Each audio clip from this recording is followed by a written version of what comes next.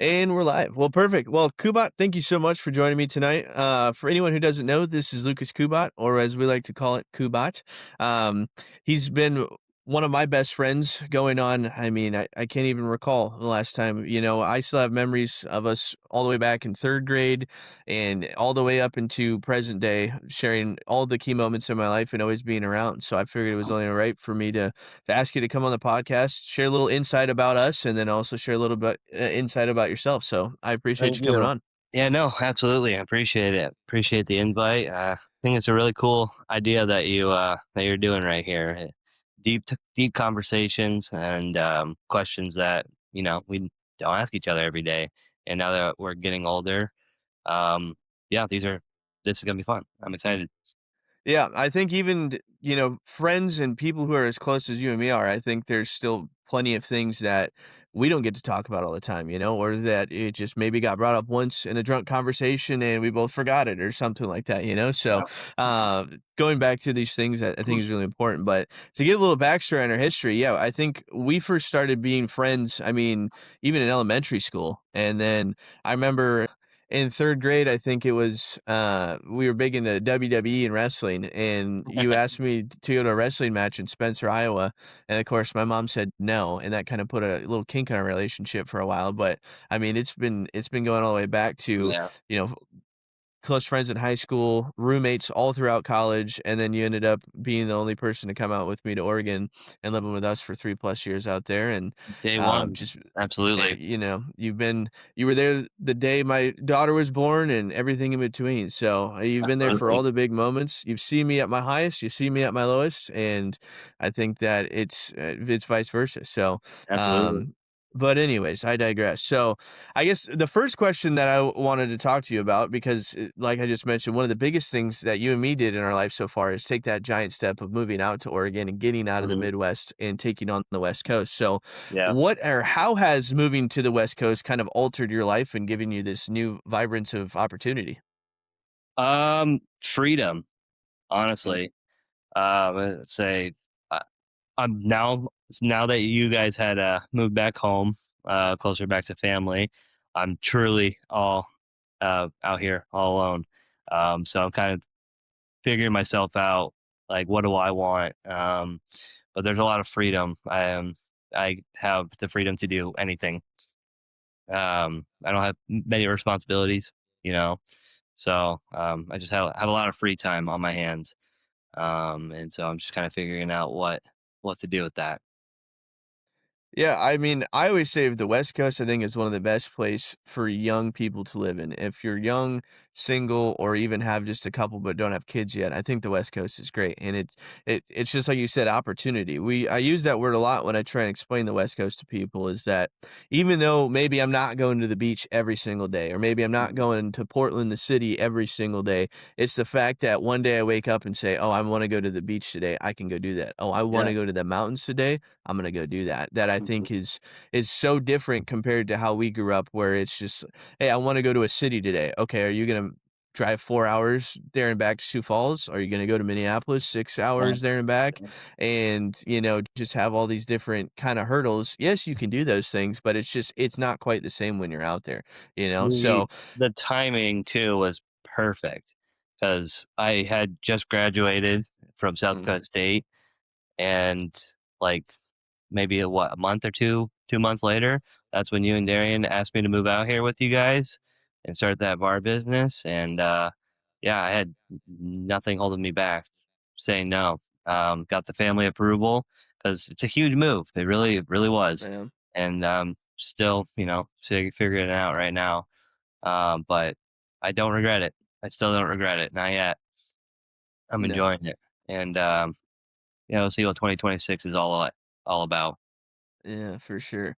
And that's kind of, yeah, what I wanted to touch base on too is now that, I know being isolated out on the West Coast, I know I had you and I had Darian and had Chen Hao when I was out there. So I had people and we have people.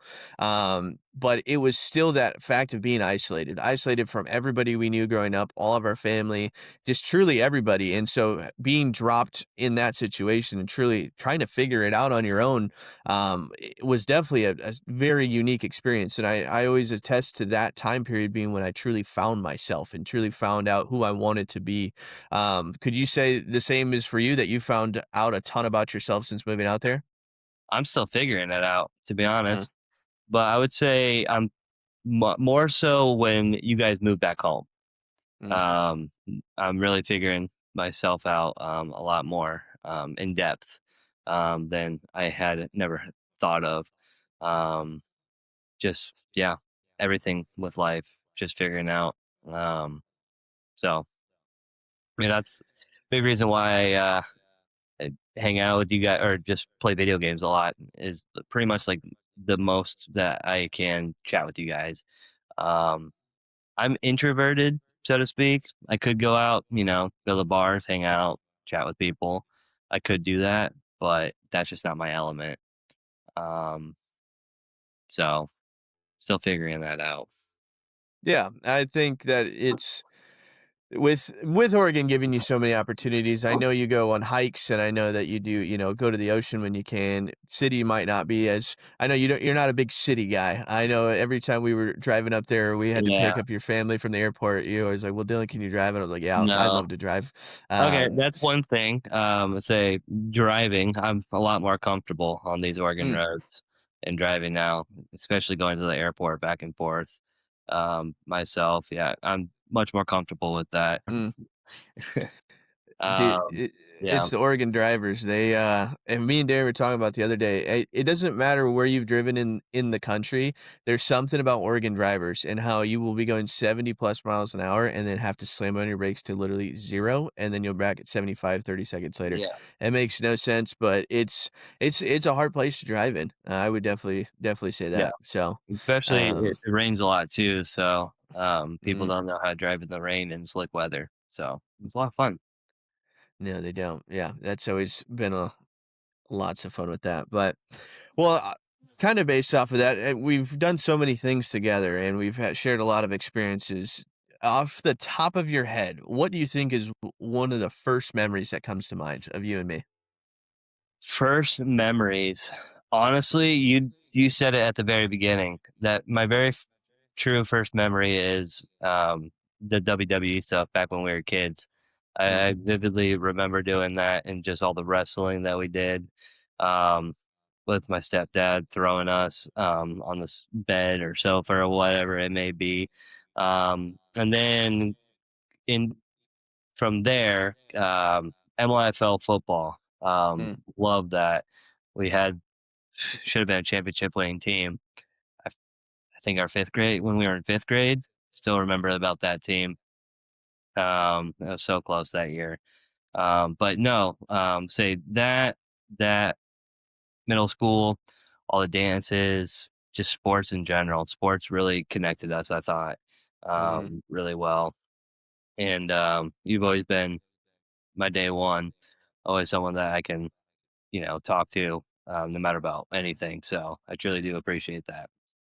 Yeah.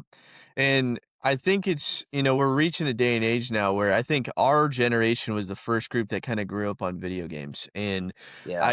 I think all of us had some type of system, whether it's PlayStation or Xbox by the time we were 12.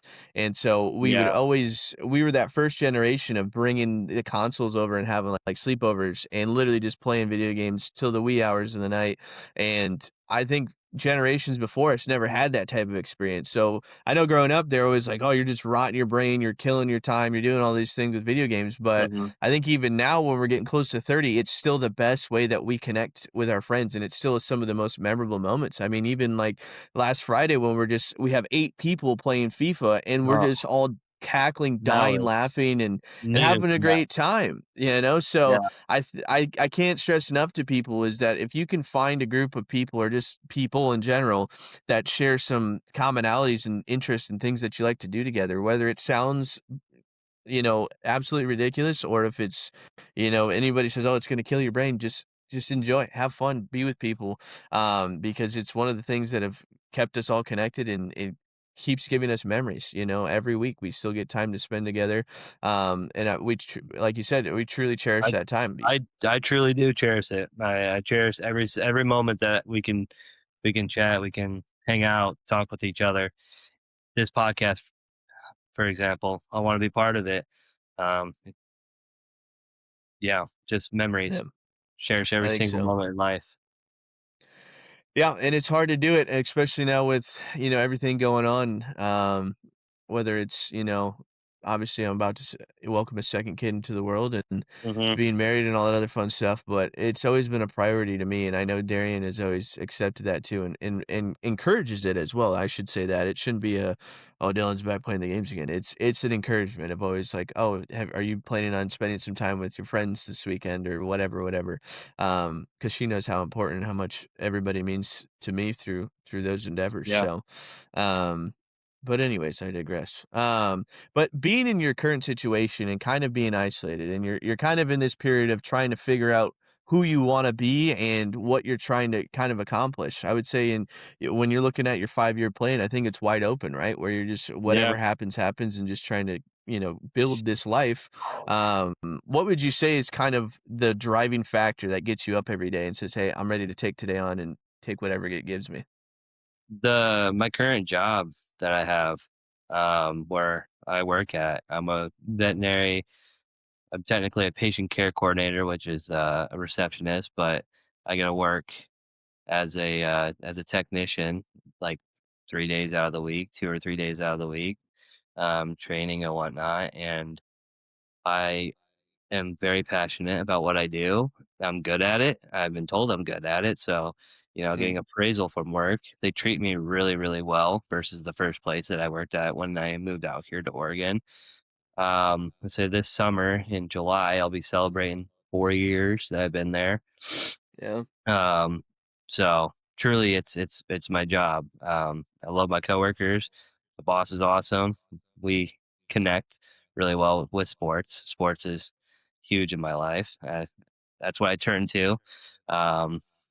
If I don't have anything else going on, I just turn to sports because it's simple to follow along for me. But yeah, no, work for sure.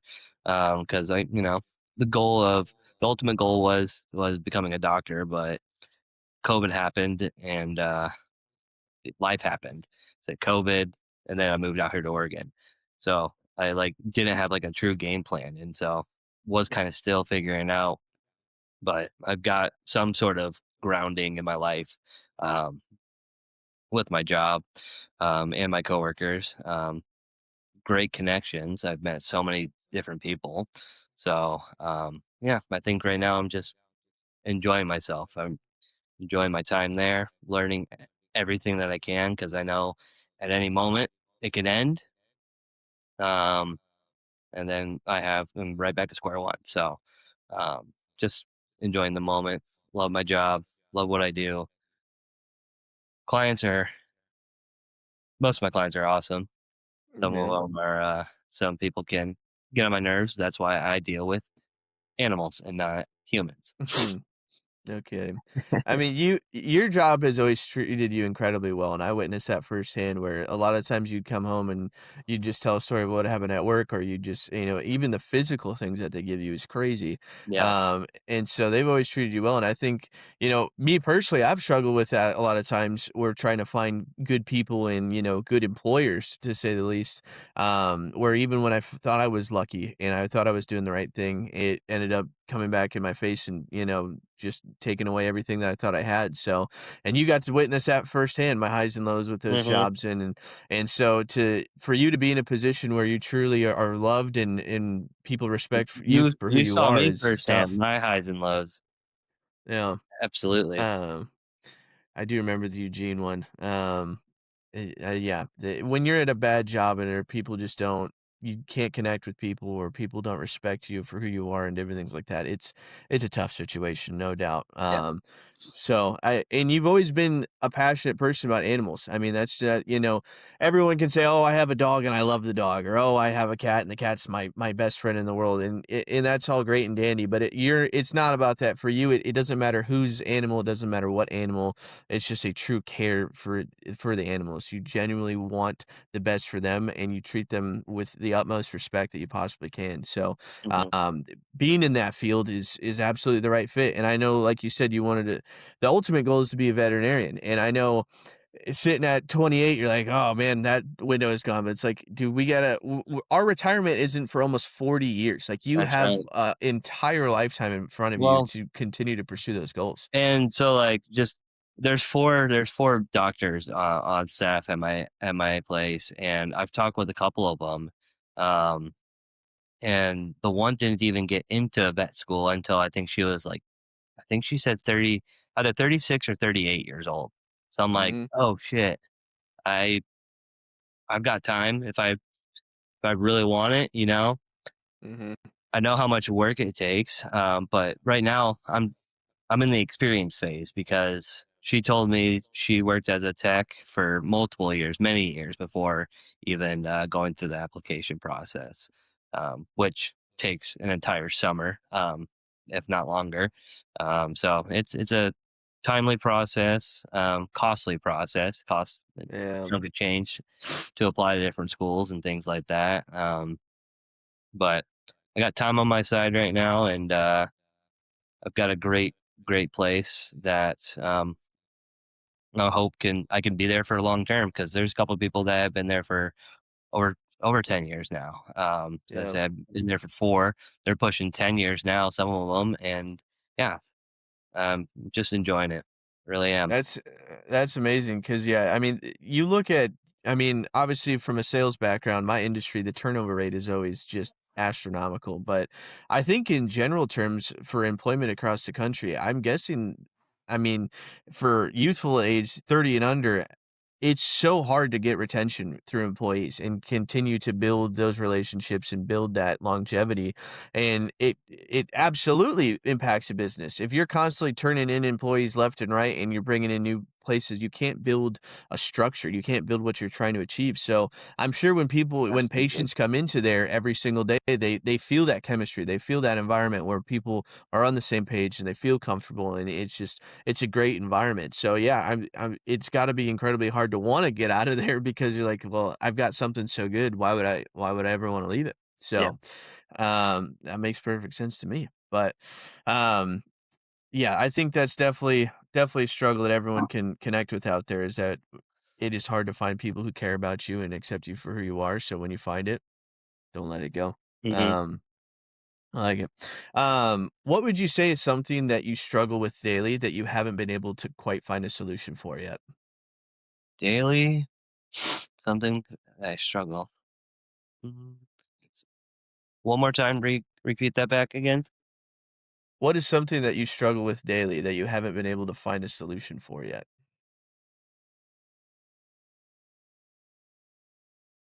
It's a great question.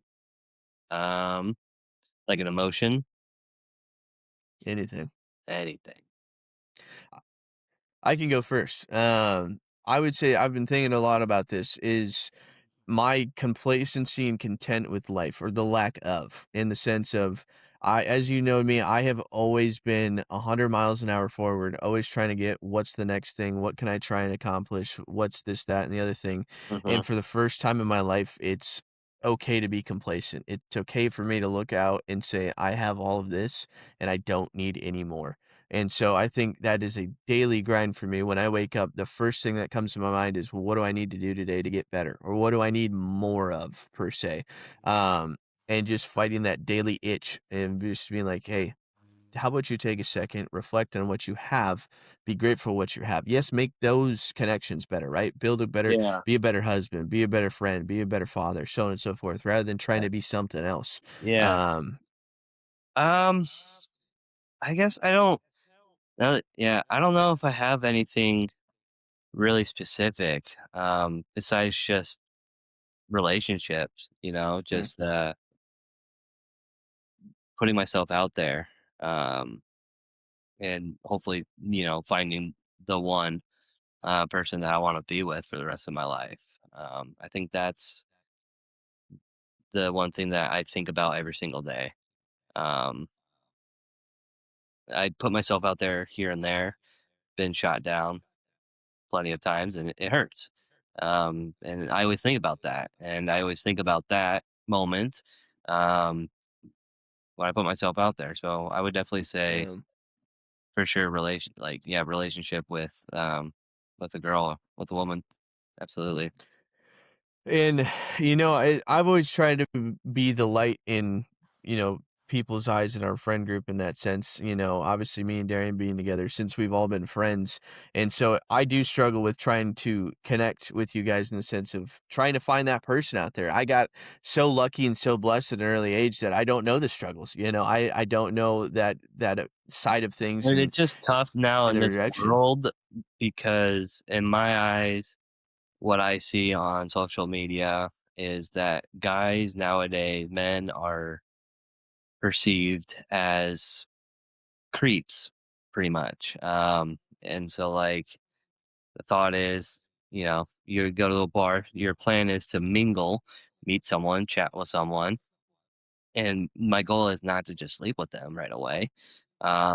Is to actually, go there and get to know the person, and but like they might be with their group of friends, their group of girls, and the back of my mind, I'm like, okay, I'm not gonna go interrupt this person because they're with their group. I don't know what they're gonna say about me. I'm self conscious about that, and just overall, yeah, I don't want them to think I'm a creep or stalker or whatever the case may be. And really, I just want to go have a conversation, get to know them, and see if there could be a second date or something. Yeah. Just yeah, further conversation.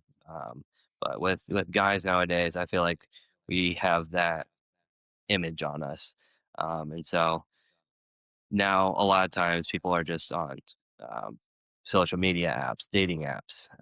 Dating apps is pretty huge out here. Um, on any of them you can think of, Tinder, Hinge, Bumble, or whatever the case may be.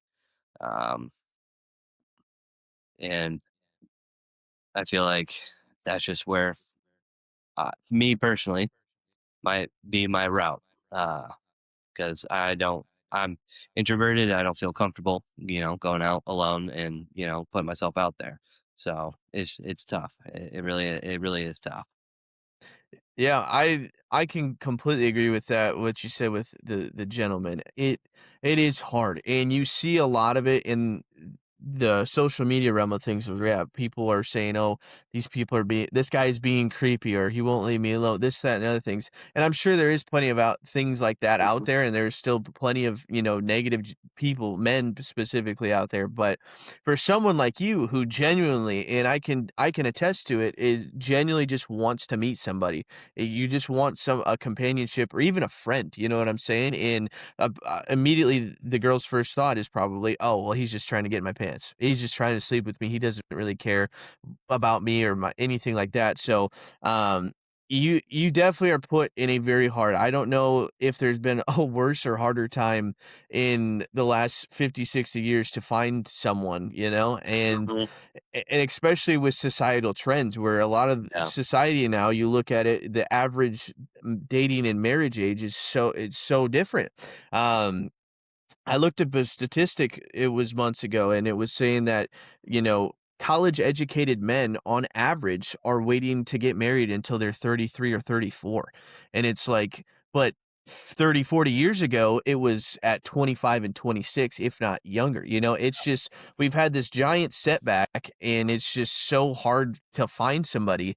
And at that point, when you're 33 years old, you'd like to think that you're pretty established in your beliefs and everything in between. So, then it narrows the pool down a lot more, you know? Where I Yeah. always said that with me and Darian, we were 16 and 17. Like, we didn't have a clue about anything in the world, and we just got lucky enough that we decided to take this journey and mold and turn into the people that we are now. But a lot of times when you're at our age now at 28 and you have kind of your personality and your traits and everything, it's harder to find people to connect with, and that kind of share those ideologies as we do, since we're so different now. I mean, as Mhm. people, we are truly different, and it's a good thing, but it's also, I would say, a struggle in a lot of the cases where you have to try and connect with people. So, um, like I said, if there's anything I can say, I've always tried to be as supportive as I can, try to be a best wingman I can be.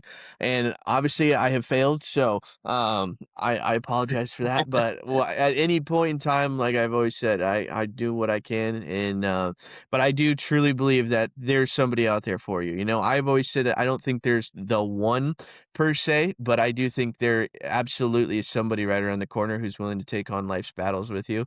And the more you keep putting yourself out there, the more vulnerable, even though, you know, it probably feels like you're 0 for 1,000 and you can't find a hit. It's that 1,000th and one time when you finally put yourself out there and you find the one and you find your partner forever. So, um, I know it can be discouraging, but keep at it, buddy. I know you'll find somebody. I I know you I will. appreciate it, I appreciate it. I wouldn't you didn't fail. It's just, we haven't found success yet. Yes, we've still got time. And like I said, that's We're one thing working that on I don't know what it is about, if it's societal needs, pressures, whatever it is, but I just feel like even at 28 and everybody we know is that's close to us is about in the same age group, but it just feels like there's so much weight on our shoulders, you know? It feels like there's just so Yeah. many expectations. And so even, you know, I'm gonna be 28 with 2 kids, married, and have a house, but I still feel like I need to be out there fighting for what I, you know, am expected to do. Mhm. What do you think on that part? Like, what are the expectations that you kind of feel weighing on your shoulders? Um, Independence, as well. No, I totally agree with your statement there, absolutely. Um, one more time for the question?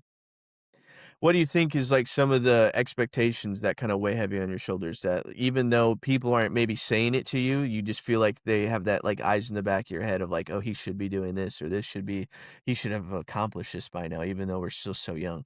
Honestly, it goes back to what I'm doing at work.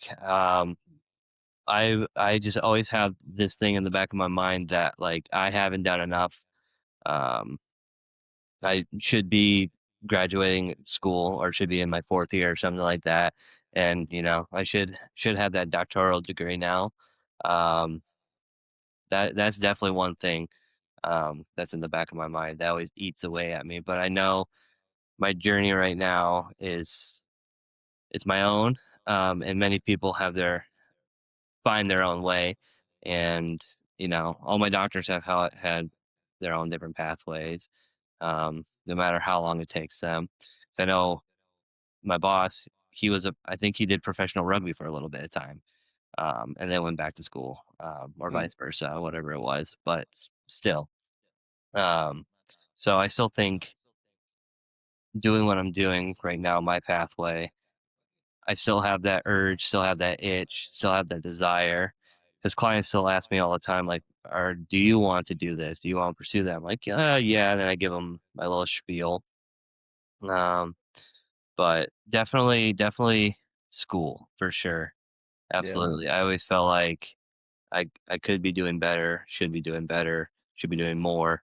Um, I always compare myself to other classmates in my same class and whatnot.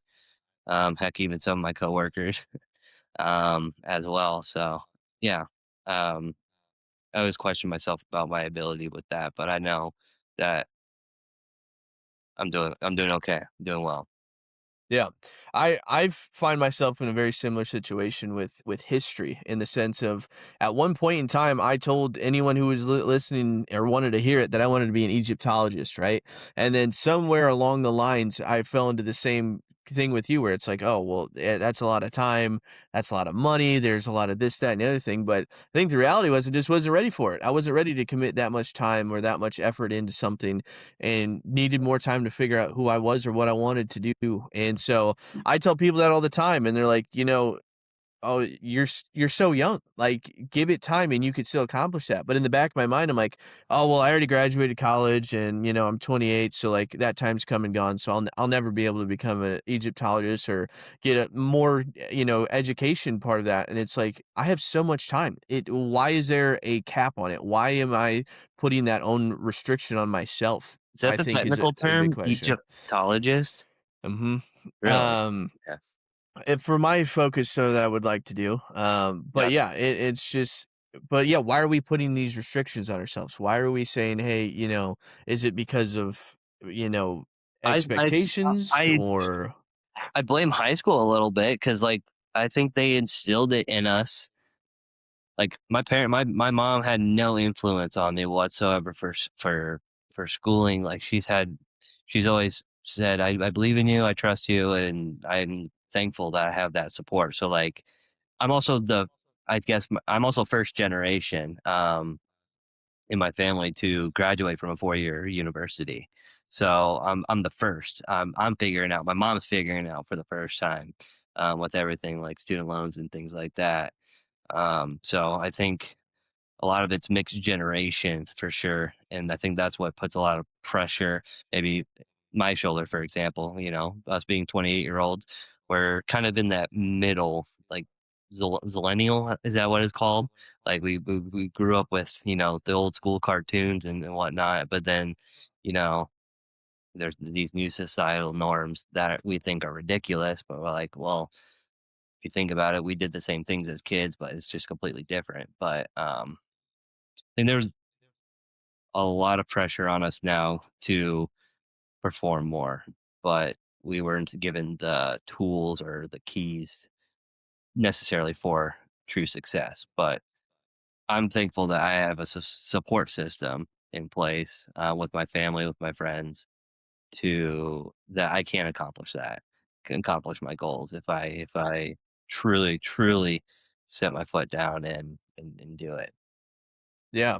Um I kinda connect with that too. I speak it on it a lot with, like, finances and financial everything, and, I once had a conversation with my dad, and I was like, "Well, I was never taught this. I had no idea," and he's like, "Psh, you were just not paying attention, Dylan," and I was like, "Dude, I promise you, none of this was no one talked about it, no one said anything, they just said, 'Hey, you need to go do that,' and whatever." Like, I was in the same boat with the finances. I didn't know that student loans were charged interest. So, when the first Yeah, time when I was like, "What do you mean? I took out a $20,000 loan, I should only owe $20,000." And it's like, "Ha ha, asshole.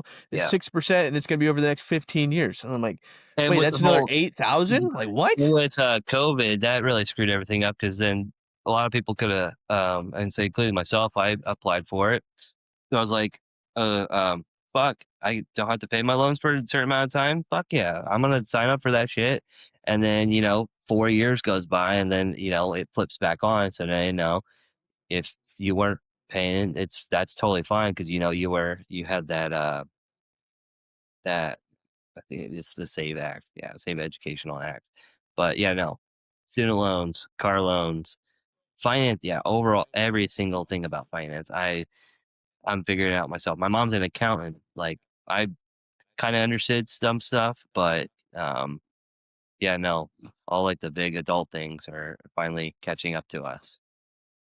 Yeah, and it always draws back of, like, I always question myself, was I just not paying attention enough? Or is it just part of life where you Yeah. just no one talks about it and it's like a surprise, here's Yeah. this, and I now you gotta I figure think it I out, think you know? back to it, I think I only took, 1 business class in high school. That was my freshman year, and then any other time I was signing up for classes, for, like, electives and whatnot, like, I didn't I didn't choose that because I had a slight idea what I wanted to do, sophomore year in high school. We had that careers class or that careers business class, where we had to, select various careers and then go job shadow said career. I chose being a vet at that moment with my life and have always pursued that. Um, so yeah, on the business side of things, I didn't even think about it. Just completely crossed my mind. I was focused on that instead. So I think it should be more beneficial. I think schools should definitely incorporate some kind of finance, some kind of business more into the school systems, especially for Yeah, I'm lawyers.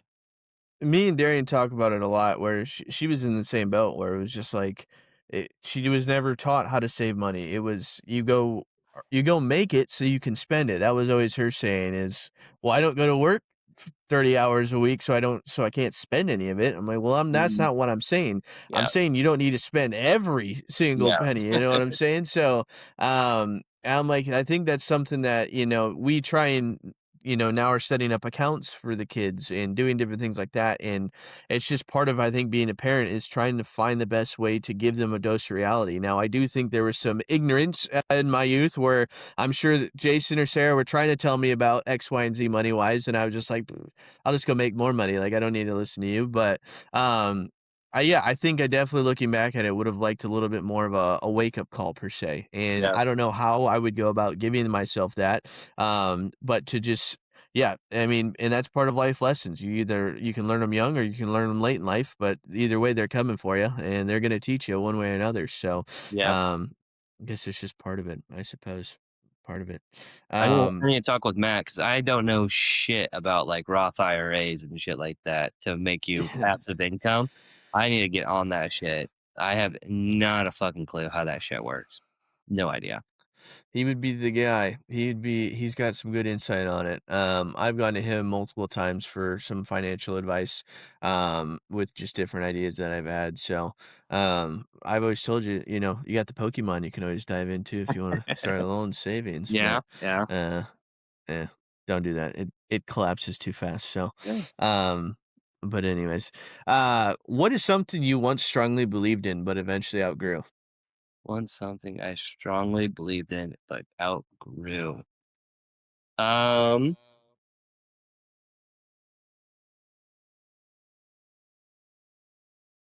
it's a great question. Um, first thing that comes to mind is patience with people. Um, just in the way of hmm, how do I want to explain this? Uh, how about you go first? Do you have an answer for that?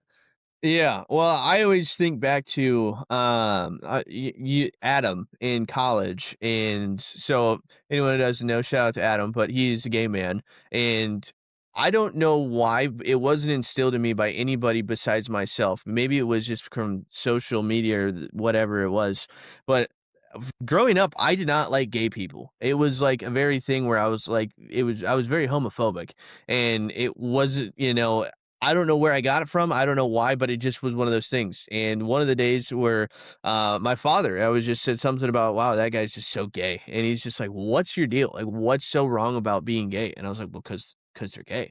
And he's like, dude, who gives a fuck? Why are you being such a pussy about it? Like, that's so wrong of me to misjudge them and just, put yourself in their shoes. And I was like, well, I wouldn't be gay, so why would someone else be gay? And he goes, it doesn't matter about you, dude. Yeah. Why do you care about other people's emotions and feelings? And it was the first time where I was like, oh, why does it matter? You know what I'm saying? Like, Yeah. and I don't know that person's upbringings. I don't know how their brain is wired and how it works. And so when I finally started opening up, and then we met Adam afterwards Uh-huh. and just talking to him, I remember the first night I was with him. Yes, I had a couple of beverages, but it was a 2 hour long conversation. I was like, hey, I'm uneducated about this. I don't know why I felt like this way, but can we have a dialogue? And I asked him a ton of questions. He was super helpful and answered all of them. And at the end of it, I was like, wow, I don't know why I was being such a piece of shit this whole Yeah. time. They're just people. I mean, there's no difference. There's literally no difference. He likes to go to bed with a man. I like to go to bed with women to do. We're both that's it. Yeah. There's literally no difference. Yeah. So, that was something that I think is, a little bit deeper per se, but, that I was yeah, I don't know why, but that's something I really strongly believed as Yeah. a kid. And then Um, I don't know. throughout? I guess I don't really have an answer to that, to be honest, because Yeah, there's not that's something okay. that, like, that I can think of besides just losing patience with people, Mm. um, or depending on others, um, when I can just do it myself. Yeah, no, I don't know. Not I don't have anything at the top of my head. No, it's all good. Um, I think you do bring up a good point of depending on other people. Um, I think that I personally have done that a lot growing, and I still do it with Darian. Darian's always been my rock per se, where if I'm like, I don't really feel like doing that right now. Hey, Darian. Mhm. But it was, I think having the support cast around me, it was always easy to delegate. If there was anything that I didn't want to do, or I knew that someone else around me would do it. So, that is a big point in the sense of when you're starting to get some independency and you're like, "Oh, I don't have anyone to do that for me." Or like you said with the bills and such, it's like you can't really call mom and dad and say, "Hey, I need somebody to pay the bills today." Yeah. Nope, you made your own decisions and your own choices. So, When um, when someone which is wins the always fun. lottery, then we can start doing that. That'd be nice. I agree. I couldn't agree wholeheartedly. Um, well, let's see if this one appeals to you more. What do you think your younger self would be most surprised to learn about who you are today? Um,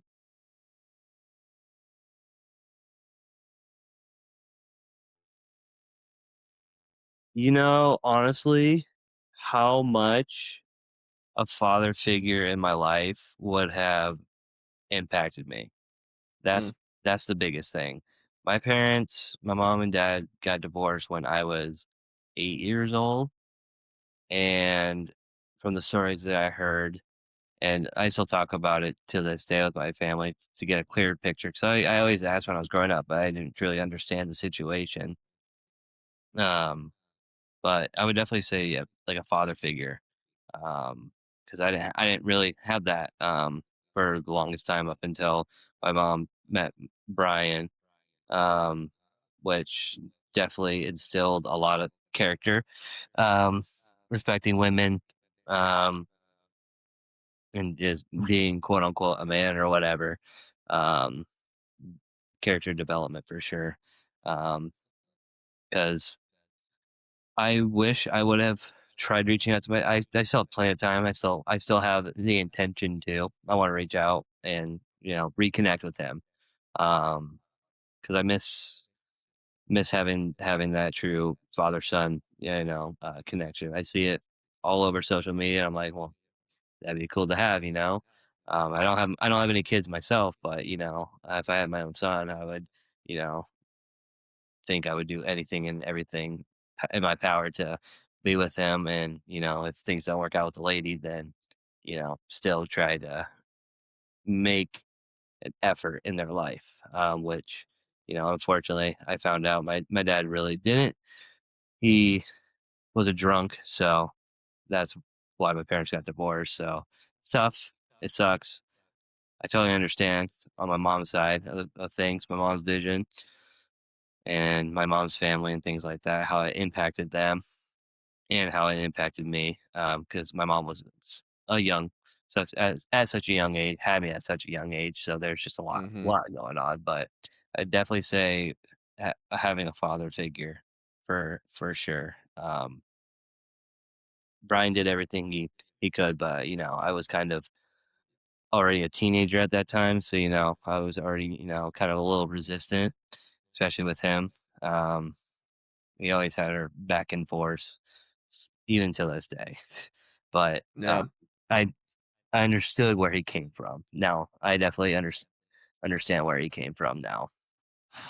Yeah, I think, in the sense you did get lucky in having Brian, and, that's great and all like you said, but at the same time, it's not your dad, and I couldn't imagine trying to overcome that as such, and like you said, you're at a very vulnerable age, you see it sometimes where, the stepdad comes in at a really early age, and they just see him as their father because they don't know any better, but you knew what was going on. You knew that that wasn't your dad, but there was another man trying to tell you how to live, how to act, and do all these things. So I could only imagine that that was a little bit of a hard, thump where it's like, well, why is he telling me to do these things? Or like, Mhm. well, he's not my father. Why the fuck does he care? Um, And, unfortunately, we it's a very common thing. Divorce is rampant, and Yeah, I don't know the national statistic, but I'm pretty sure it's close to over 50%. I I think know in the military, I it's like actually think I 60, saw something like 54%. Yeah, you're spot on there. It's insane. which is it's so crazy, and it truly is. And in your situation, when you bring kids into this world and then decide to make that decision, is heartbreaking, and I understand there's a lot of situations out there, your mom's being one especially, where if you're in your partner has decided to make life decisions that are now impacting your entire family, and there's nothing that you personally can do about it, you do have to remove yourself from that situations, and that happens a lot, I think, in today's society, but at the same time, I do think there's a lot of unnecessary marriages where people are getting married too early, or they're just getting married just because that's what you're supposed to do, Mhm. and then come down they have these kids and start this family, and all of a sudden they're like, "Oh, I don't even like you. I don't even know who," like, and I think that's I preach it all the time. The best thing that me and Darren ever did was just take our time. We were together for 7 years before we finally said, "Okay, yes, let's make this a life pact that we're gonna be together to the day we die," and that's something I've tried to instill in all my brothers, Brendan finally just got married, but he was with Nadine for Yeah, 7 years before he got absolutely. married, and Landon now being with Matea for I think 4 or 5 years and just continuing to build that relationship, and so, but it's tough. It's tough when you're getting married and you decide to start life together, everything is 50, like, everything's blended together. You are now each other's person. You care about all their wants, needs, and everything, and so, um it just creates a really bad situation when you finally get to that point where you just have to break up and move on. And I totally took it for granted growing up, and I still do, I think, with my father is that, um, I don't use him enough as a resource, and I don't reach out to him enough, and especially when we were out in Oregon, I struggled a lot where Darren's like, "When was the last time you talked to your parents?" I'm like, "I don't know if I've talked to them the last 6 months." Like, Yeah. but why? Why am I choosing to do that when I'm only gonna get a finite amount of time? And, now that Frey is here and seeing that, I'm like, "Man, how would I feel if Frey didn't talk to me for 6 months?" I'm like, "I would feel fucking awful." Like, Yeah. I would be so sad. Obviously, it's a two-way street with communication, but at the same time, it was like, it was my fault. I was the one who was, Yeah. busy doing whatever, whatever. So, I think that's definitely something that I try and keep in the back of my head, whether it's reach out to family members, my parents, grandparents, whatever it is that, like, yeah, we only get a certain amount of time together, and they've committed so much time to my life. I need to take the time to commit to them. Um, well, let's jump. I know you probably have something to say about this one, so we'll jump into this question. What do you think modern society takes most for granted, or what do you think is society's biggest blind spot right now? Um, what we're doing right now, um, a simple conversation, I think, is what we need, and I think it's hate in conversations. I think this world is way too goddamn hateful right now. No matter what side of the aisle that you are on. And it's simple conversation with no backlash, no screaming, getting up in each other's faces, and s- screaming profanities and bringing each other down. Like that's hateful. Like what's the point? Because you're just gonna go back and forth, and nothing's gonna be solved. There's gonna be no answer. And I definitely, growing up and getting older, maturing, have seen that, and especially, I live in Oregon. I live in a blue state. Um, Mhm. I definitely see it a lot, and I just don't get it coming from a red state, but like my family's always been Democratic, and I always thought I was Democratic. But life happens, things change, and I just feel like everyone is hateful now, and no one wants to talk and have a simple conversation and logic. Just critically think, ask questions like, why did this happen? How did this happen? And just sit there, listen to the person without getting pissed off.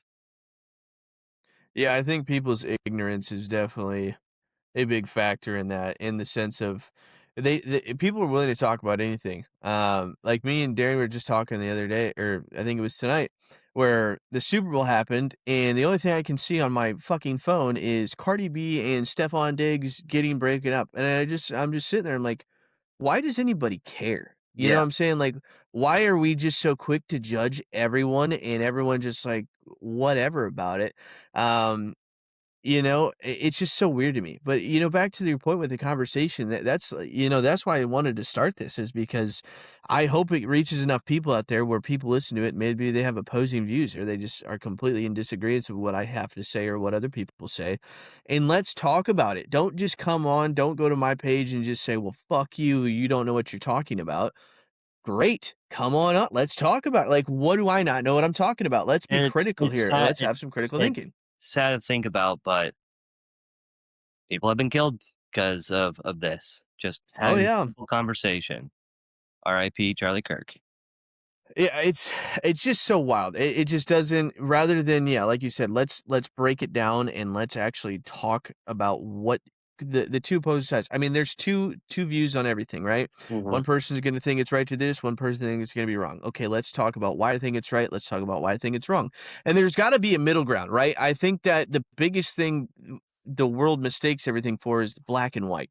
Everything is not black and white. There's eight fucking thousand different colors of the rainbow. It's like, let's find a middle ground. Let's find some place where we can talk. And maybe even if we don't, but let's say we can't find that middle ground, I'm not gonna fucking hate you for it. You know what I'm saying? Like, Mhm. just because you say something or you do something, I don't agree with it. I'm not gonna go, oh well, you should go fuck yourself. Like it's just Yeah. silly. It's Mhm. so silly to me. Yeah. And I'm a victim of it myself. I've seen plenty of things or on social media or just in general, and I come to my own conclusions, and I'm like, well, fuck that person. Yeah. They're just a piece of shit. I But it's mean, like, you hear about it at every Thanksgiving and every Christmas, you know? Don't talk about politics at those family events because someone's gonna get pissed off and it's just gonna ruin the mood. And why ruin family time over something silly as that? Like, mhm. just listen, just have a conversation, nod your head. You don't even have to agree. Just nod your head and just move on. It's really simple. But it's it's Yeah, I think tough times now. you say that with the simplicity. It is that simple. Hey, I just saw a reel that I don't like or don't agree with. Swipe up. Who cares, right? Mm. But people take it upon themselves to be like, "Oh, I just watched a 30-second video. Now I'm gonna go spend 5 minutes typing out this paragraph of hate and just saying that fuck you, you're a piece of shit, blah blah blah." And it's like, just ignore it. I mean, we fall into these traps of social medias where it's just like, and you can see it on your feed. I said the other day, I literally had Instagram on my phone for like 30 minutes. I start scrolling. Next thing you know, I'm 20 minutes in on how Hitler was the good guy and blah blah Yeah, blah. And I'm just like, where the fuck is this yeah, coming from? Like, yeah. how is this? But you can fall into these traps so easily, and you don't even mean It's you so don't want scary. to. Social media has changed so much that it's Oh, had huge influences on us, as a society. Like, think about it. Think about this. Snapchat. It's a decade old now. Like, mm-hmm. and At least. when we first had it, the initial point of it was just to send pictures back and forth, like you're texting your best friends. And when the first update or whatever, you could see your best friends, the top 3 that you're talking with, and that was peak. That was the highest of this app. But now there's paid subscriptions, there's ads, there's influencers that get paid by Snapchat now, and they can do whatever they want, but they get paid for it, and it just influences the young generation, younger generation, good or bad. Um, and people just need to wake up to that. And Yeah. once they wake up to that, I think conversations can happen. I think there's a lot of things that are created with intention, maybe even decent intention, but for some reason, us as humans, we like to complicate things and make it twisted into something that it's not meant to be. Whether that's greed or whether that's just the need for attention or satisfaction, I don't know. But Mhm. I completely agree. Where it just seems like it's the most innocent things or things that are meant to be good that now turn into these things where, yeah, like you said, it's the kids aspect for me too. You know, where it's just like my daughter she knows what a FaceTime is already. She's 20 months old. I can pull up a FaceTime and she goes, "Grandma," like, you know, these devices Wow. are Yeah. crazy tools, Mhm. and we just see them as, "Oh, it's just my phone." And they're like, "Oh, it's just social media. I'm just gonna flip. It's just Instagram. It's not. It's harmless." But it's not. It makes such a impact on our daily It lives, really and does. we don't give it the weight that it deserves. We just shrug it off. And so I think it's yeah, it's scary times. It's scary times in the sense of that, you know, so much negativity can be put out there. And that's why I always say with this platform, hopefully I can only push out positive content or push out good things or things for people to think about. So it doesn't have to be a negative platform. It doesn't have to be a money grab or a pot grab and all these other things with that. But Mhm. um I think you're right on the money. I think Yeah. conversations, it always starts with an idea, right? You know, and even starting this, I've only been doing this for a month, but I mean, Darian's had, I don't know how many people, I've had people reach out to me, and it's just like, man, I've always thought about doing that, but I just didn't know how. Or, oh, I really think this is a good idea. I just don't know how to do that myself. And it's just Yeah. like, you just got to do it. I mean, Mhm. you literally just do it. Whatever your thoughts are and how to make a positive environment or make a positive impact on someone else's life, just try it. And if it fails, so who cares? So be it. But at least you tried. At least you went out there, you took the initiative, and you tried to put something positive out in the Yep. world. So And honestly, I was nervous just even doing this podcast and just putting myself out there, but, we're a little over an hour in and feels great. it it is hard. It is because part of the introduction episode that I put out is a lot of the times is yeah, it is hard when someone asks you a question, even if it's like, well, what is your thoughts on this? You have this filter now where it's like you have an 8-page coding of like, oh, I can't say this, I can't say that. Well, this happened. So you know, and it's just Yeah. like your brain moves 18 different gears and then finally comes out with, well, I think this, and it's supposed to be the most politically correct answer. It shouldn't be that hard. It should not be that hard to be able to ask somebody a question and be able to get an answer out, but it is. And so part of that mystery is like, how did we get to this point? How did we get to a point where I can't talk to anyone on the street while them analyzing all of today's activities, what's happened in the news, what's happening in social media, what am I allowed to say, what am I not allowed to say? Oh, how's your day? Good, good. How's your day? You know, it's just like we're putting up so many barriers and you know COVID obviously made it even worse, and so we're continuing to build and build and build where it just seems like everybody's got so many shields, and I see it all the time in sales where it's like people are so defensive now, and obviously that's a little bit different when I'm coming to take your money, but it's just like it's still the same. I'll just ask them, Yeah. how's your day going? It's fine, fine. And it's just like, hands up, I'm just trying to start a conversation. You know, I'm just Yeah. trying to be a guy. And Yeah. so um having the opportunity to try and break down some of those walls is very important to me. So um but anywho's, we'll reach back around to some of the Well, more reach around. societal things. But I know that you and me both agree on a lot of that on the societal needs and the structures, and we've had a lot of conversations about Yeah, that. So absolutely. um Mhm. I think we're on the same page. But let's get turn the conversation a little bit more towards the religious aspect of things. And I know growing up, I think we always try to take you to church here and there and, you know, Yeah. involve you in those things. I've always talked about how, you know, I was very involved in church as a young man, and it's kind of changed over time. But when you think about like the origins of humanity and like how we became humans and how we created society and all the fun things that go with that, what version of our beginning makes the most sense to you? How were we created? Do you think it's more scientific, more spiritual, or maybe even something in between? Um, I think I have always thought that there was one being that created all of us. Whether I guess if you want to call him God or whatever. I'll say I'm not religious. I don't go to church, so I really don't have any expertise on it. But I do believe in that sort of aspect. Um, Kind of was getting a little religious. When I listened to Charlie's podcasts and whatnot, and was getting into that, and that was it spoke to me in a way. So I think that's where my belief is. I believe I believe in a God, but I don't have anything else to think about that. You know, but science, I am a scientific person, so I do lean towards more scientific facts.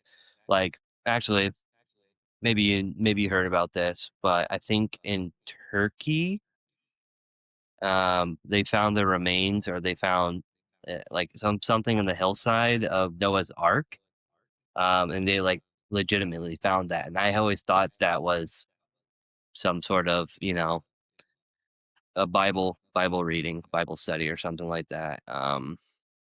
Never believed in it, but when I saw the picture, saw the news on the finding, I'm like, oh wow, that actually would make sense if if this great flood happened and whatnot, and yeah, so it put a different perspective in my eyes, that way. But I don't have many thoughts past that, you know.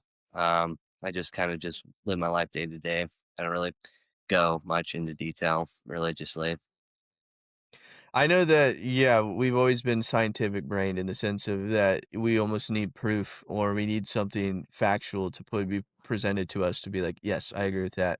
But it's funny you mentioned Turkey because yeah, Turkey basically, I can't remember the civilization name that they're entitling it with, but they're doing a lot of archaeological digs all over Turkey and basically finding out that previously they thought it was more of Iran, Iraq, that kind of Mediterranean area where it was like the first humans and first civilizations, but they're kind of more gearing towards Turkey now. So it'll be astounding what they kind of pull up, and that kind of will add to the story of creation, where the more things that they pull up, the more scientific proof they can pull out, Yeah. the more realistic perspective we have on history, right? Hmm. So, you know, Göbekli Tepe is the name. That was one of the biggest known sites in Turkey that basically they have been able to carbon date back to 12,500 years ago, and they can prove that there were civilizations living there. So it just continues. I think every day with history, they just continue to push the envelope back. They continue to find these evidence of where, hey, maybe we thought humans started here, but actually they're starting all the way back here. Yeah. Um, and so I don't know if anyone would argue that humans have been around for tens of thousands of years, and so it's kind of that evolution process of how did we get here? What happened in nature that allowed us to get to the point where we are, and then what took after that, you know? For me, my focus and what I spend all my free time on is when researching history is how did we get to that point of civilizations? Where did we formulate enough as individual humans to then, hey, I need to rely off you and let's create a society. Where did that light bulb flick of, oh, well, you can go get water, I can make food, and now we can live Yeah. together and we don't have to do both of those things. And then it just continued to progress up from there. So um I don't know. Would you say from your side of things, do you think that we were created with intention, or would you say more of that it's just kind of evolved by circumstance and kind of chance? I think I think we have a purpose. I do believe we have a purpose, but I'd say, to go with your other statement, I definitely believe in evolution, the theory of evolution, Darwin's theory of evolution. I 100% believe in that. Um, that we've all started from somewhere, and then we've all since then evolved. Um, 100%, I believe in that.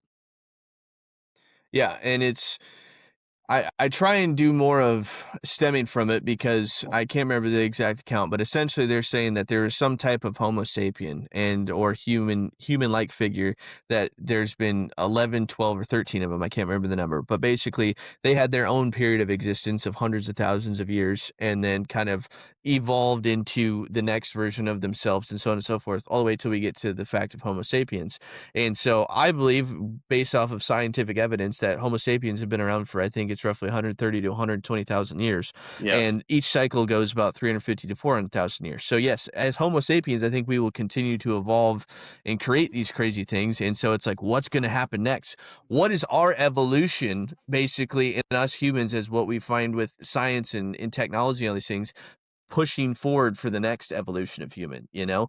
And it's crazy to think, because like even if you look at evolution of the human in the last, say, 50 years, it's crazy, you know? And the sense of the average American man, I think in the 50s was 5'8" and 140 pounds, maybe, you know, it's just like, and now where it's like the average American man is 6 foot and 240 pounds, you know, and it's just, that's only 50 years. It flops so much. So Yeah. it's like, how are we going to continue to push the needle either which way in growth of humans and in the trajectory that we're going to face. So, um, and obviously that's in just a span of 50 years. And then, oh, we drop the knowledge of, oh, well, we've been around for 135,000 years. No one can fathom that number. That is ridiculous, but Yeah. science can prove it. Science can say, hey, we can take this bone, we can, analyze it and Made date it. it and say, Yeah. this is a human, this is what happened. So, but that's what makes the question so intriguing of like, well, let's say civilization has only been around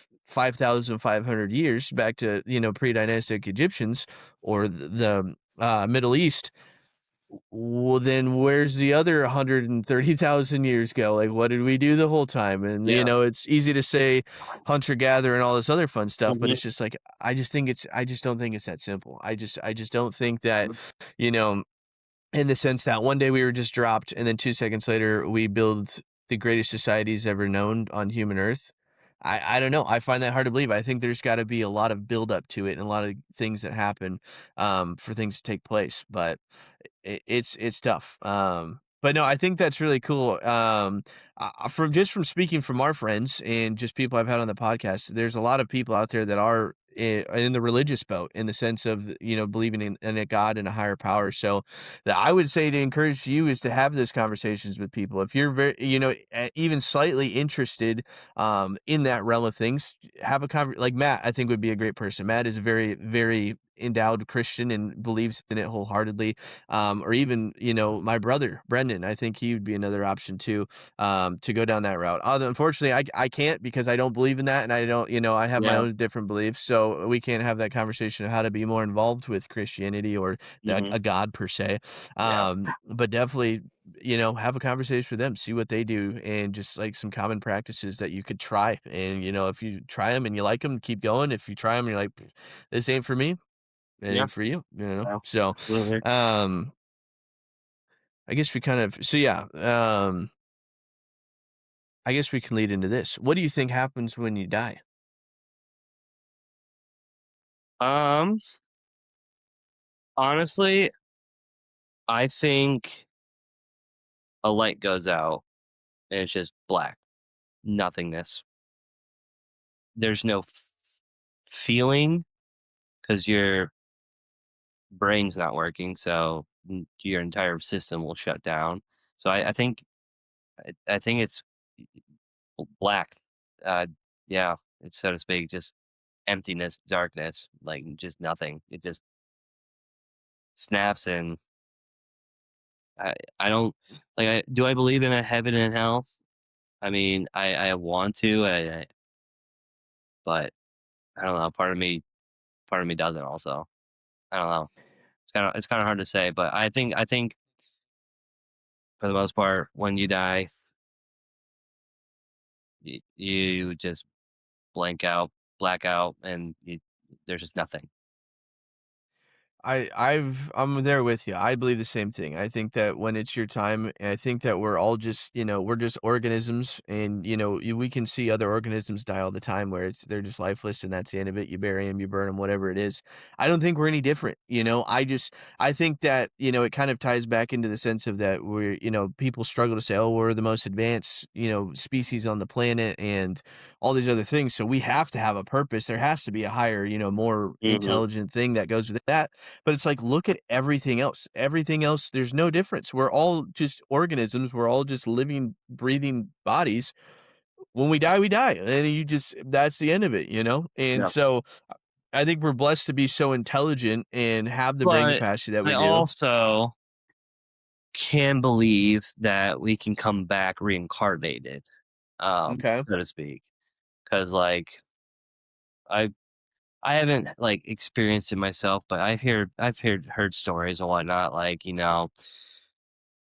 someone's, family member, loved one, they pass away, and then, the next day or something like that, you see something, um, whether that be like first like a butterfly or something, or you look in the clouds or something, and it shapes something that reminds you of them. And you're just like, okay, I remember them, and but yeah, I think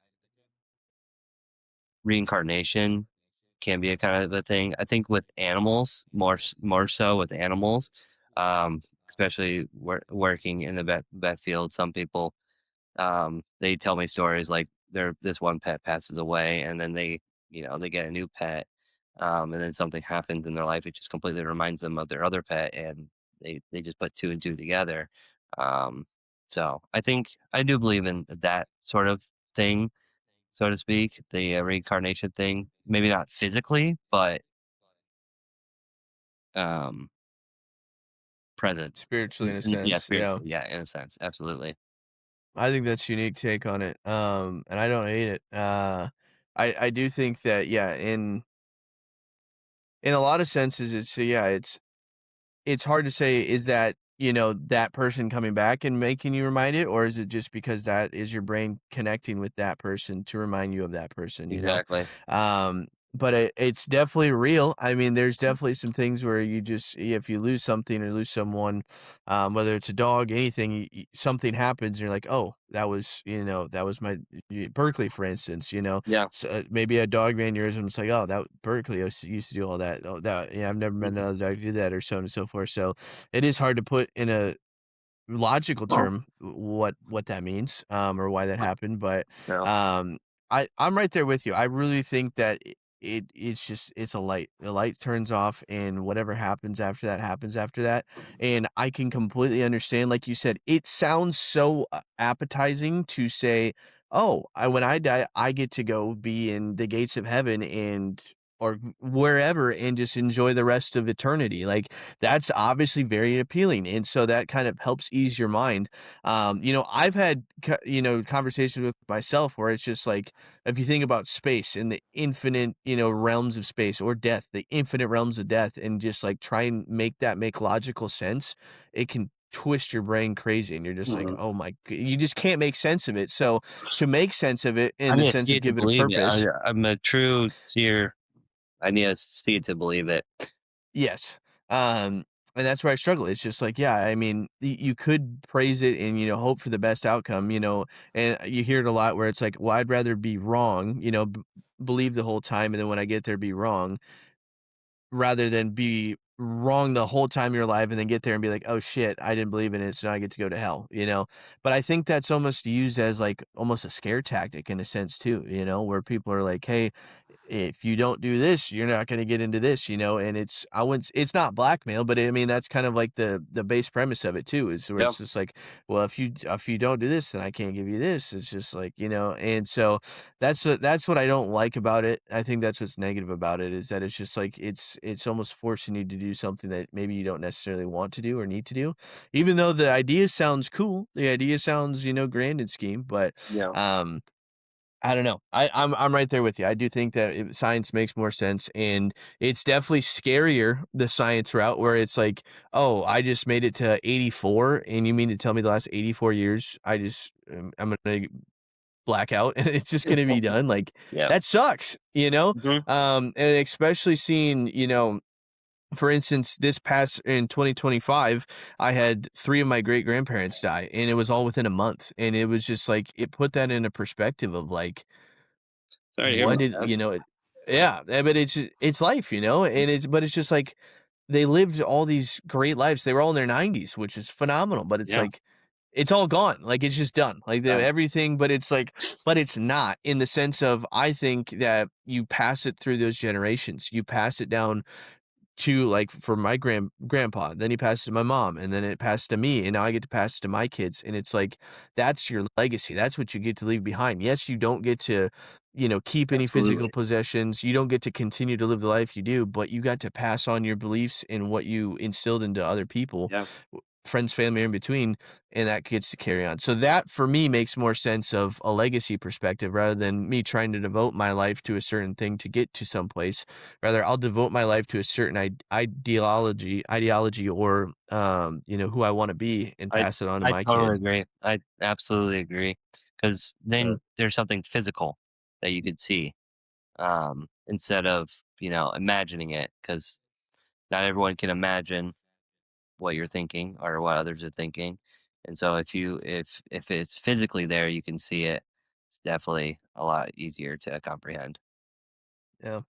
But kind of on that note of, passing things on and, having people remember you, um, if there was one thing that people would remember about you when you die, what would you want it to be?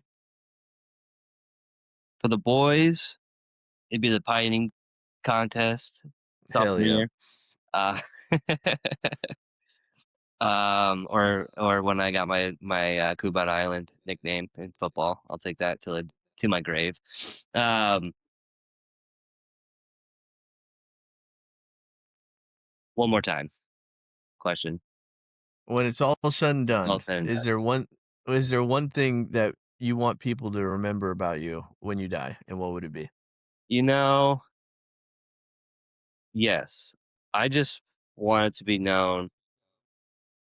I just want to be a good person.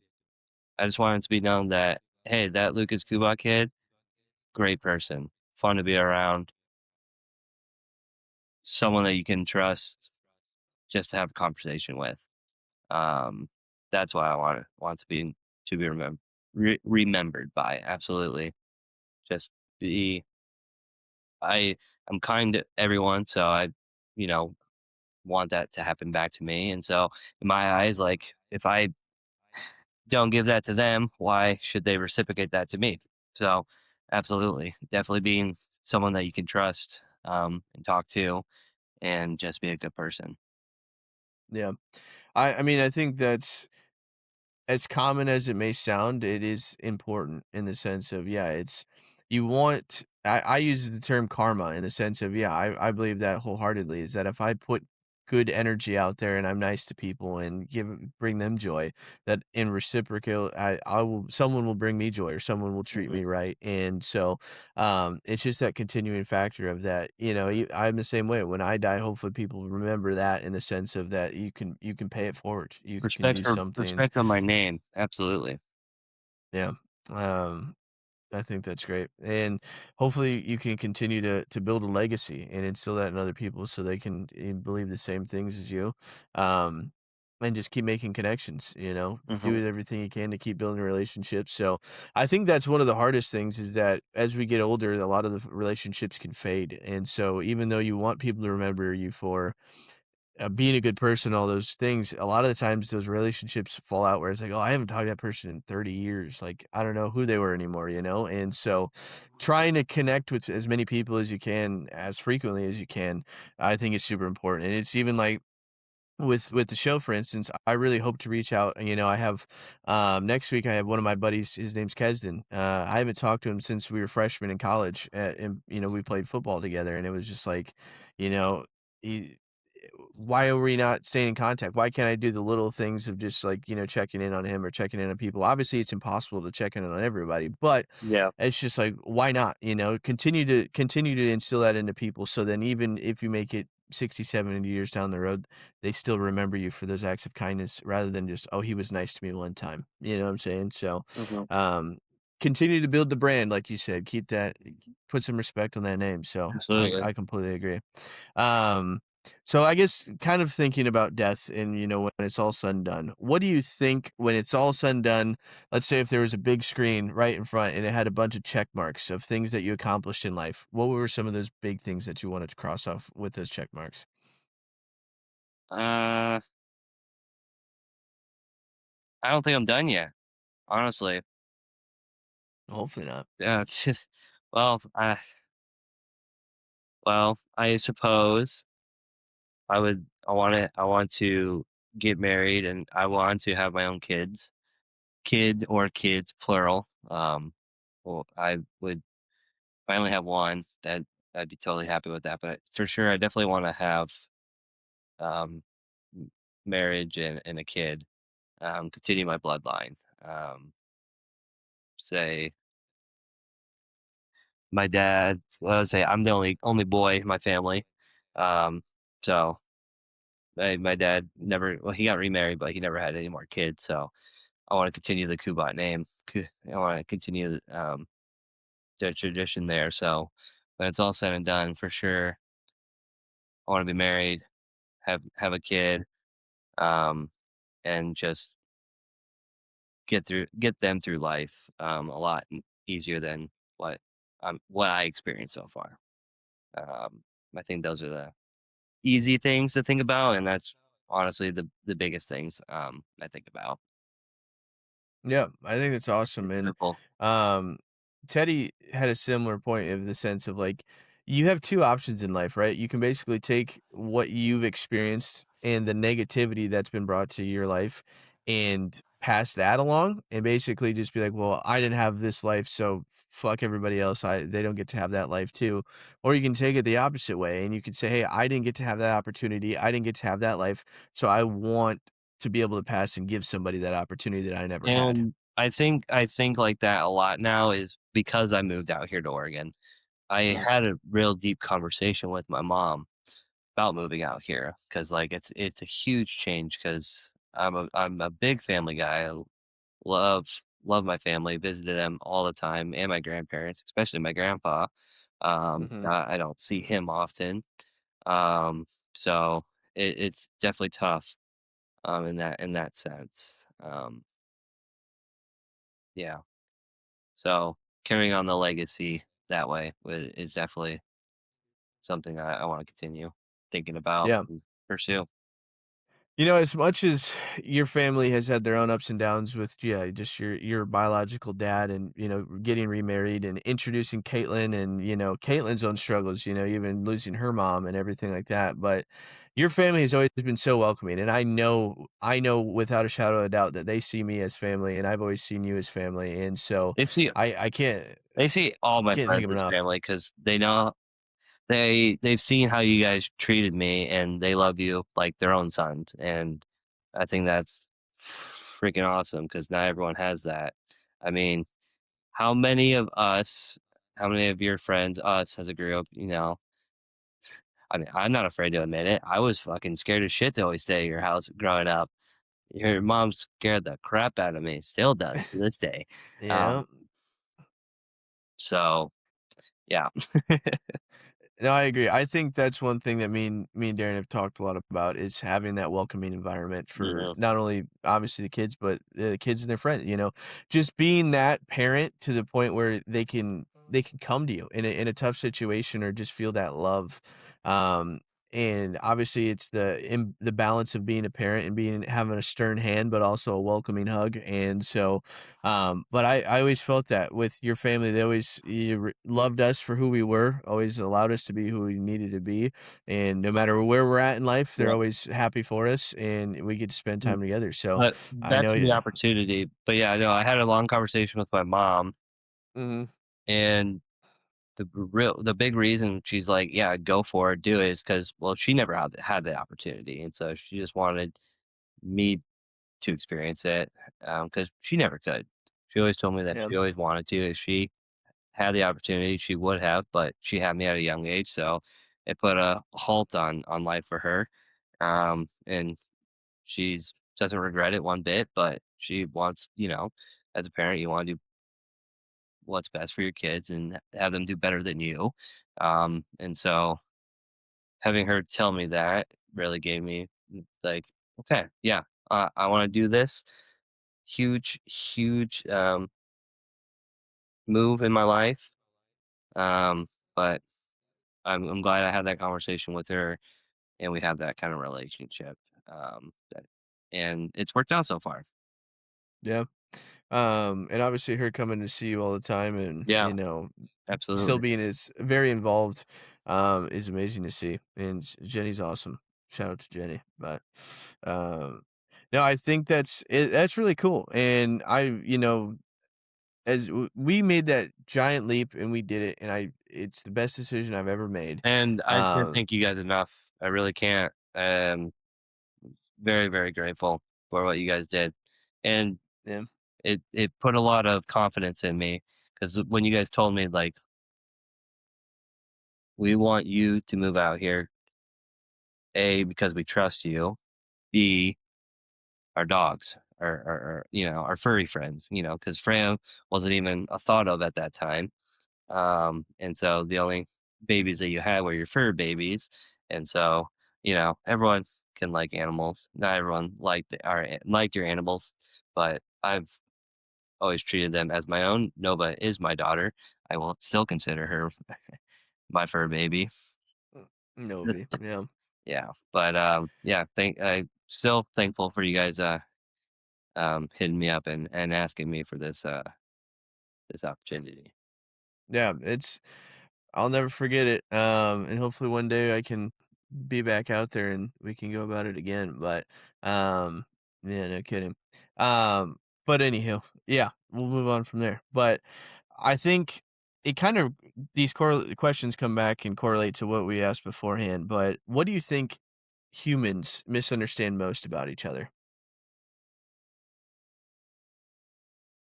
Um, Misunderstand most about each other. First thing that comes to mind is just communication with each other, and just understanding where someone is coming from, without an emotion attached to behind it. I know we've kind of already discussed about that, but that's honestly the first thing that comes to mind. Because with that comes with violence. Like we've always been violent. Humans have always been violent. Um, Yeah. and like I understand why, but like if you really think about it, it's kind of messed up what humans have done throughout history, no matter what time period it has been. Um, yeah, I've always said, yeah, I think that it goes back to like what I said before, where it's just like, well, I don't feel that way, so there's no way someone else feels that way. You know what I'm saying? And no, but you there's just a don't know what people are feeling. yeah, you just don't know, and so I think I struggle with it too. It's just like you just don't know what that person is feeling, what they're going through, their thoughts, everything in between, and so it is really hard to connect sometimes with people, and you're just like your first thought that comes to mind is, "What's wrong with that person? Why is that person acting that way? Why is that person saying those things?" And it's just because you can't understand, and it's our job to rather than judge them and ridicule them is to either ignore it or just try and be as biggest supporter that you can be. And Yep. so, I think a lot of the times I always like to say it's the horse blinders, right? Where we have the tunnel vision of what we think and the only way that our brain is processing, but that's not how everyone else's brain is processing. And we're all just so goddamn different. So it's a tough position to be in. Mm. Um, but I guess leaning more towards that is in the sense of what do you think the world needs more from people, and how do you try and embody that in yourself every day? Um, that's a loaded question. I know. um, we need more kindness in this world. That's for damn sure. But how about to do that? I don't know. I think I'm blanking on that one. But I I definitely mean, it think could kindness for sure. We definitely yeah, I need mean, it that. could go back to, like what you said, you just try and be kind to everybody, and I mean, I think that's, it's how it starts, is that you just put it out into the world, and if everybody's putting it out into the world, then everybody has it. I always refer back to leadership. I think that there's such a lack of leadership in today's society, in good leadership, Yeah, shall I say. that's a great You point. know, everyone can be an influencer. Everybody can, post 8,000 posts a day and do this, that, and the other thing, but it doesn't mean it's positive or it doesn't mean that it's a good thing per se. I think we're just missing a lot of good leadership. And I think that leading by example is one of the best ways to do it because anyone can be vocal. Anybody can try and be a vocal leader and try and do the hoorah and all this other fun stuff. But just trying to lead by example, just having a good moral compass, good principles, invoking those and just doing that every day and just being a good leader. And so then when people are looking to their left and right, they see that reflection. They see good leadership, they see good people, and it's then you can turn inwards and try and be that version of yourself too. Everybody's got it in them. It's just maybe they just haven't found a way to express that yet. And maybe it's because when they look around, they see nastiness, and so Yeah, they're just giving that image back, you I know? I totally Um, agree. Completely agree with you there. yeah. So, being in Oregon and seeing all the different walks of life, I think that gives you a good perspective on life too, that everybody's just so different and it's okay to be different. But even then, like you said, it's a blue state, but there's a lot of red around there too. There's a lot of country, there's a lot of everything. So I think Oregon can embody what people can be or what a community can be in a sense where there can be hot spots of each individualism, but at the same time, everybody Yep. gets together and everybody can, live together and do whatever they need to do to go about their day. So, It just comes down to, like you just said, it comes down to our leadership. I think so. I really do. And I don't like to sit here and toot my own horn, but I like to think that I've tried to spend a good majority of my life being a leader and trying to be somebody that people can look up to. And Absolutely, so yeah. I think there just could be more of that. I think there just people could take their own initiative and just put themselves in a vulnerable position, but be a shining light and bring some goodness into the world, And I don't think it's that complicated. I just don't. Um, but we're gonna find out with time. We're gonna find out with time, and like you said, everything's just trending in a certain direction right now, it feels like, so it's just like, "Well, what's next?" Where do we go from here? Yeah, What's that's gonna a great happen? question. What is next? I have no idea, but I don't know. I 2026 just feels like, Feels I don't know, feels like it's like 2016 again. People have been You used think so? to been people have been talking about those trends and whatnot. I don't know. I have a good feeling about 2026. I think things will lighten up for the majority. Um, however you want to interpret that. But Yeah, I think 2026, I think will look upwards because we've had a lot of negativity over the last 6 years. Um, yeah. so I don't know. Something feels a little bit different in my Hey, eyes. I would love a good year, man. A good 2020 or something like 2016. Obviously we're, a little bit biased on that just because it was the year we graduated and so on and so forth. But um, I don't know. I say it all the time. I just felt like it was from, maybe 2010 till 2018. It just felt like nothing could go wrong in a sense. There was just a lot of positive, everybody was just doing their own thing. Nobody cared about anybody else and we were just having a good time. And then all of a sudden, yeah, it just seemed like there was some turn and all of a sudden everything just kind of flipped on its head and introduced so much, not saying that there's never been a negativity out there till before then, but just didn't seem to be as much, didn't seem to be as No, so much praise. I really think. Well, I think majority of people could agree. I'd say COVID really hit everyone hard and shut the entire world down, and just closeted people, and people couldn't go out, express themselves the way that they wanted to, um, and I mean, want to say we're still recovering from that. I mean, we're 6 years past that. I want to say that we can move past it, but some people can't. Yeah, I think we're still reaping the benefit, or the not benefits, but we're still feeling a little bit of the backlash from that still. I think, in our minds, mindset, for sure. I definitely think so. Yeah. Yeah. Especially the younger generation of kids. Absolutely. It's gonna be hard, man. Me raising 2 daughters especially, it's gonna be really hard.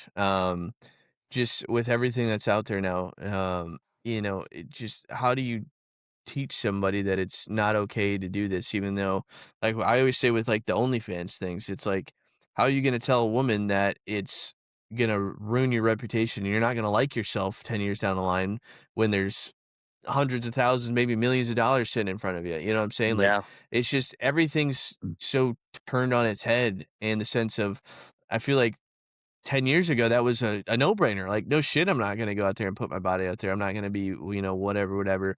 But now it's the opposite. It's like, well, why wouldn't I? And it's like those are two completely different mindsets, but in such a little bit of time, it just flipped. And so it's like I'm really, it's gonna take a lot of effort as being a father and trying to build the best relationships I can with them and instill into them what to expect from a good person and a good Hmm. man and all those different societal pressures that they're gonna have, but how to ignore them or how to, get out of those and try and be the best person that they possibly can be.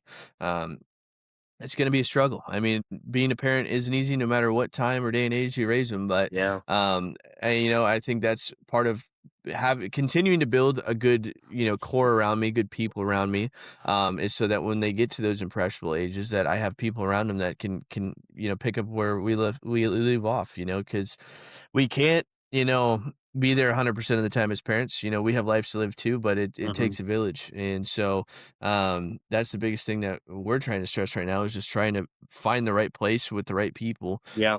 so that we can could to build that village and raise the best women that we possibly can, because it's not easy. Yeah. Hmm. It's not easy.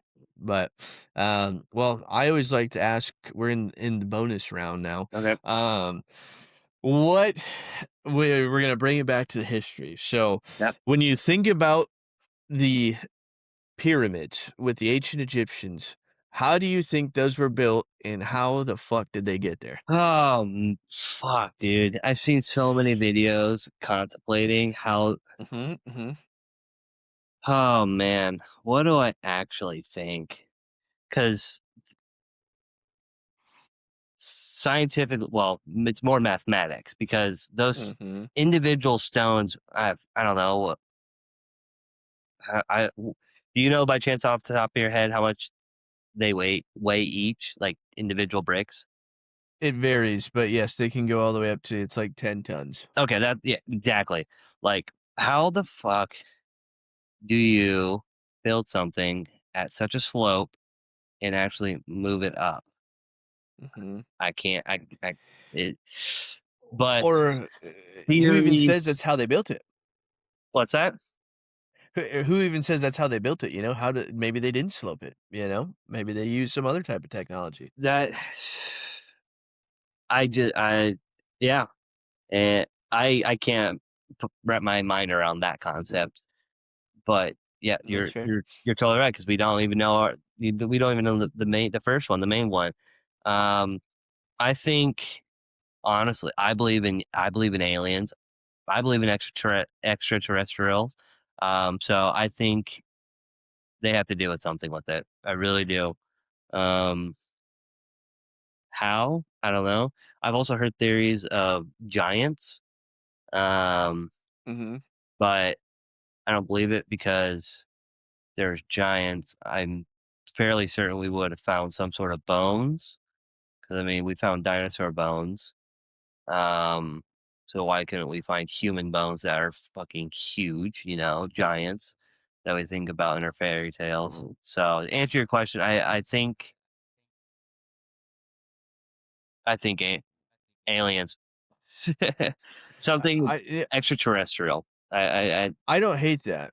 And here's why. When you say aliens, people immediately go, "Oh, you think little green people came with flying saucers and built it?" yeah, no. No, that's not what we're saying. Alien is just basically an extraterrestrial being. Somebody who is not from this planet Hmm. came and made an impact. Yeah. Or maybe they were of this planet and they figured out how to get the fuck off.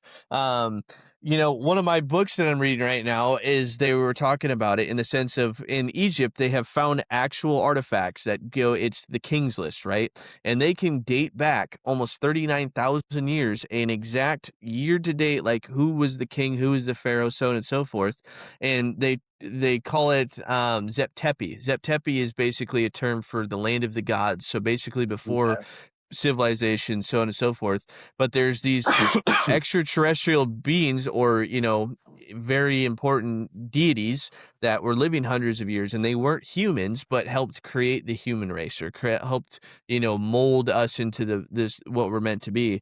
And so, obviously, if you have a technology or have that kind of power where you can basically get in and off Earth, you would have some type of power to build the pyramids. Now, I think that's a little far-fetched for my taste, Yeah. but I'm just like, well, if you put it that way, there is evidence out there. I mean, obviously, people will argue and say it's myth, but when it comes to evidence or facts, you have to have some tangible physical proof in writing in some type of language that basically proves your theory. And so it's out there. There's definitely written languages out there and people that support evidence towards, crazier things. But, like I said, if I had to put it on there, I don't think, well, it jumps into the other realm of things where they say the pyramids were used as burial chambers and they were used as, these, places where they buried the pharaohs, but they've never found a single body in there. Yeah. And or where they say it's supposed to be their tomb, but if you go to, I can't remember the name of it, but it's basically the Valley of the Kings, and where they have almost all the rest of the pharaohs, they completely graffiti the shit out of it. They dive them deep. They bury them with so much treasure. But you go into all three of those big pyramids, there's no graffiti anywhere. There's no treasure left over. There's no bodies. There's nothing. There's not a goddamn thing. So why would those only three be the ones that they never did that to? I don't know.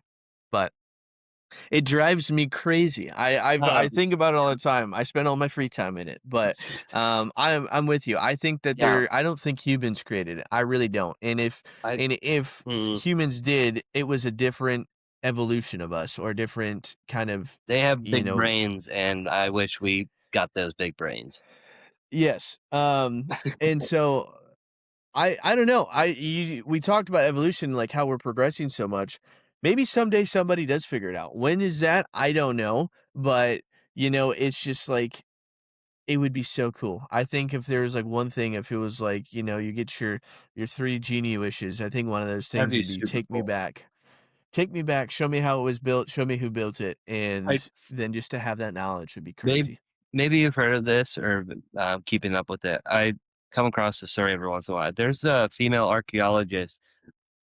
She's like very, very close to finding Cleopatra's tomb.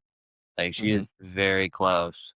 And it's just insane because the saying goes, no man will ever find this. And this female archaeologist, she's traveled all over the world, and she very well could be the very first one to find Cleopatra's tomb, and that's gonna be insane, insane discovery.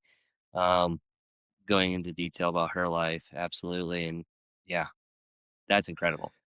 I like that. Yes, Those fun I facts. do follow her, and it might. And one of the biggest problems is that if it's not on the surface, so there's a lot of things with Egyptian history that's underneath the surface, and that they have the water ducts, and basically there's a lot of water that's underneath the surface level, and so it's almost impossible when you're digging down into the earth in a lot of these places is to just drain the water out, and so that's the hardest thing is that, there's a lot of like with the Cleopatra lady, she thinks she knows where it is. There's like she could literally take you to the spot and say she's down there, but she can't physically get down there and do enough archaeological digging to prove it. And so that's another hard thing is that there could be so much evidence underneath the surface and there could be so many things that we could find out.